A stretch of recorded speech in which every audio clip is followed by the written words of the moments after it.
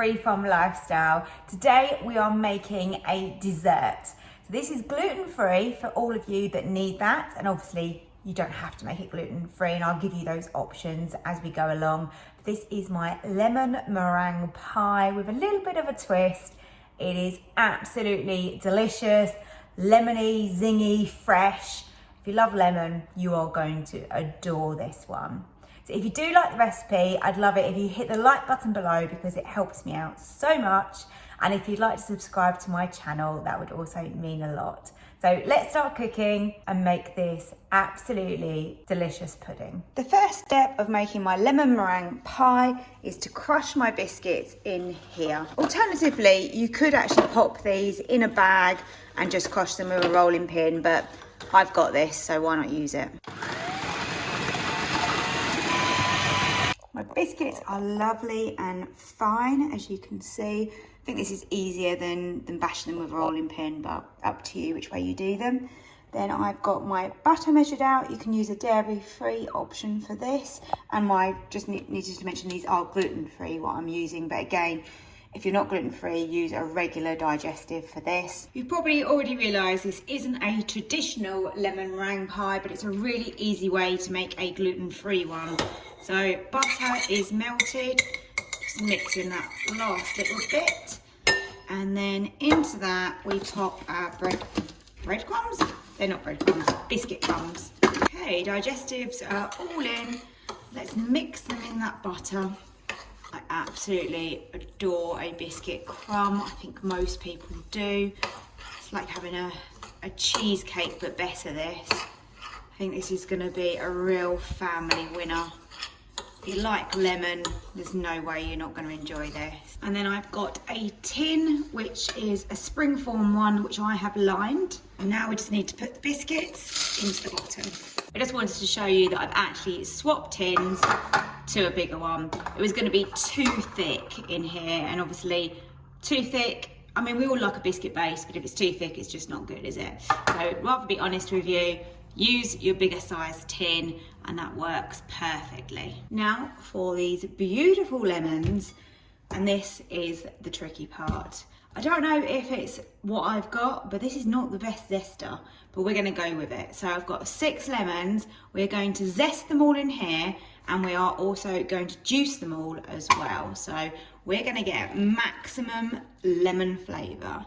Actually, this is not working too bad today. I think it depends on how hard or soft the lemons are. These ones are obviously just right. Thank goodness for that. I'm on the last one. Some of these were pretty tough. Make my hands sore. It's all worth it though, of course.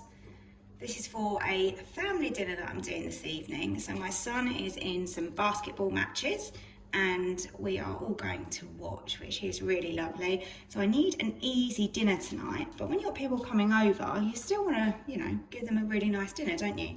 So I'm slow cooking some chicken thighs in a really gorgeous honey and garlic sauce, which has also got sriracha, ginger, soy. It's just super delicious. And then when I get home, that will all be slow cooked, and I've just got to pop my noodles in and some veg in, and we've got a really nice dinner. And then we've got this for dessert. Oh, hard work. That is the zest. That's how much I've got off, so you can see that. I've weighed out 65 grams of my corn flour. So in this goes. I'm just going to mix as we go, just to try and stop there being any lumps. So now we've got a very loose lemony paste, I suppose we would call it. I've got some boiling water here, which is my 440 mils, and we are going to gradually add this in. That is all in. So now I'm going to transfer that into a saucepan onto the hob, and let's get this lovely and thick. That only needed literally a few minutes on the hob, not even that, with me stirring, and look how gorgeously thick this is now. So we can put that to one side, and next we need a bowl. This is my mixer bowl here. And I have just measured out some caster sugar. I've got 250 grams in there. So we're gonna need 6 eggs, and I'm going to pop the yolks into here, in with my sugar, and the whites into here. Last egg. Try not to get any shell in, and just tip it side to side. Some people do this in their hands actually, and they let the egg white run through their hands and leave the yolk behind. I've always done it this way. I suppose it's just whatever you're brought up with, what your mum shows you. So 6 eggs, done. Now this is just purely my egg yolks and my sugar, and that's caster sugar that I've used. Egg whites to one side, and then bring back in my gorgeous thick lemon mixture. And now we need to be quite careful when we do this part. So we're going to be adding in a little bit of our sugary egg yolks. Obviously we do not want to make a scrambled egg, so a little bit at a time and really mix. You want to make sure you keep mixing. Obviously this has been off the heat for a little while whilst I cracked the eggs, so it has cooled slightly, but we definitely do not want scrambled eggs in our lemon meringue. It's really going silky smooth now, and it's really lovely and thick and glossy. Perfect. All that's left to do now is to just thicken this again slightly. So I'm going to put it on a really low heat and just thicken it enough so that it's going to be perfectly set on my biscuit base. Now we need to whisk up these egg whites until they form sort of soft-ish peaks, I would say. I'll show you what I mean, and then we can add in our sugar. And there is a lot of sugar going into here, and then a bit of corn flour. And we just now need to add in the sugar. When you add this in, you just need to do a little bit at a time whilst you're whisking.